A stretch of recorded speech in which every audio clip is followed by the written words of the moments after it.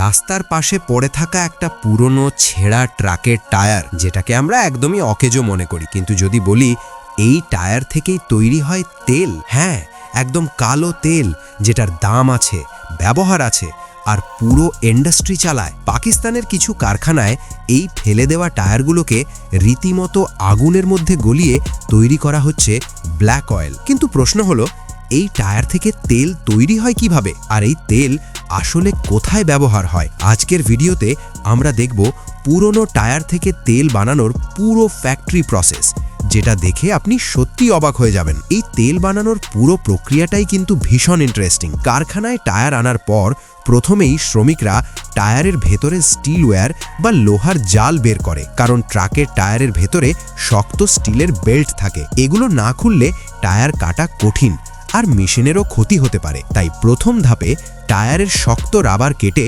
ভেতরের লোহার অংশ আলাদা করা হয়। এই স্টিলগুলো পরে স্ক্র্যাপ হিসেবে বিক্রি করা হয়, কারণ এগুলোরও বাজারে ভালো দাম আছে। এরপর টায়ারগুলোকে বড় বড় টুকরো করে কেটে ফেলা হয়। একটা টায়ারকে অনেক ভাগে কাটা হয়, যাতে পরে সহজে মেশিনে ঢোকানো যায়, কারণ পুরো টায়ার একসাথে ঢোকালে ভেতরের অংশ ঠিকভাবে গরম হতে অনেক সময় লাগে। তাই এই কাটার ধাপটা খুবই গুরুত্বপূর্ণ। এরপর শুরু হয় সবচেয়ে কঠিন কাজ। এই কাটা টায়ারগুলো ঢোকানো হয় একটা বিশাল সিলিন্ডারের ভেতরে। এই সিলিন্ডারটাই আসলে পাইরোলাইসিস চেম্বার বা রিঅ্যাক্টর। এটা এত বড় যে একসাথে কয়েক টন টায়ার ঢোকানো যায়। শ্রমিকরা একটার পর একটা টায়ার ভেতরে ঢুকিয়ে পুরো চেম্বার ভর্তি করে ফেলে। এই কাজ অনেক সময় সারা দিন ধরে চলে। যখন সিলিন্ডার পুরো ভর্তি হয়ে যায়, তখন সেটার মুখ শক্ত করে বন্ধ করে দেওয়া হয়। তারপর শুরু হয় আসল কাজ, হিটিং প্রসেস। সিলিন্ডারের নিচে আগুন জ্বালানো হয়, ধীরে ধীরে তাপ বাড়তে থাকে। এই সময় সিলিন্ডারটাও ঘুরতে থাকে, যাতে ভেতরের সব টায়ার সমানভাবে গরম হয়। সাধারণত 350 থেকে 550 ডিগ্রি সেলসিয়াস তাপমাত্রা ব্যবহার করা হয়। কিছুক্ষণ পর টায়ারের রাবার গলতে শুরু করে। তাপ বাড়ার সাথে সাথে রাবার ভেঙে গ্যাস ও বাষ্পে পরিণত হয়। এই গরম প্রক্রিয়া চলে প্রায় 8 থেকে 10 ঘন্টা। এরপর সেই বাষ্প ঠান্ডা করা হয়, আর ঠান্ডা হলেই এটা তরলে পরিণত হয়। এই তরলটাই হলো ব্ল্যাক অয়েল। এই তেল ধীরে ধীরে বের করে ট্যাঙ্কে জমা করা হয়। তেলটা দেখতে কালচে, ঘন আর গন্ধও বেশ তীব্র। সব কাজ শেষ হলে সিলিন্ডার ঠান্ডা করা হয়। তারপর খুলে দেখা হয় ভেতরে কি আছে। ভেতরে মূলত দুটো জিনিস পাওয়া যায়। প্রথমত কার্বন ব্ল্যাক। এটা দেখতে কয়লার গুঁড়োর মতো কালো পাউডার।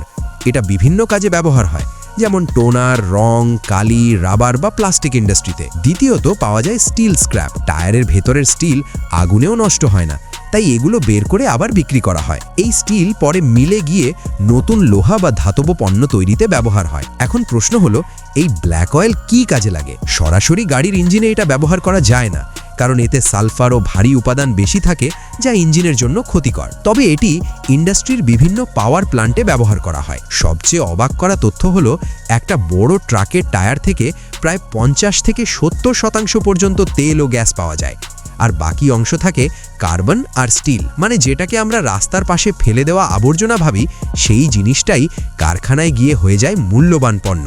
এই কারণেই পাকিস্তানে এই ব্যবসা দ্রুত জনপ্রিয় হচ্ছে, কারণ পুরনো টায়ার সহজে পাওয়া যায়, খরচ কম, আর তেলের চাহিদা সব সময় থাকে। সব মিলিয়ে বলা যায়, পাকিস্তানের এই টায়ার অয়েল ফ্যাক্টরিগুলো একদম সিনেমার মতো। বাইরে শুধু পুরনো টায়ারের পাহাড়, আর ভেতরে আগুন, মেশিন, পাইপলাইন আর ট্যাঙ্কের মধ্যে দিয়ে তৈরি হচ্ছে কালো তেল।